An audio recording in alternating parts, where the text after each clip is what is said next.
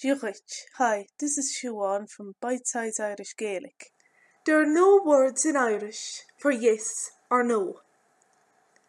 Today, I will focus on saying no.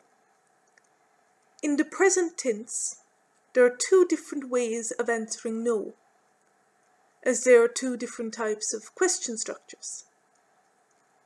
The first type begins with the Irish word on, and is followed by a noun.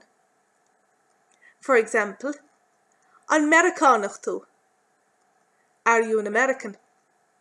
Meiriceánach is the noun.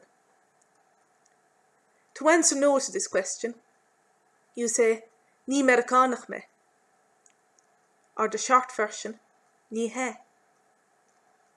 Nee Mer-ih-cawn-okh me. Nee he. The second type of sentence structure also begins with on, but is followed by a verb. For example, an bhfuil tú an. Are you there? The word will in the sentence is a form of the verb be, meaning to be.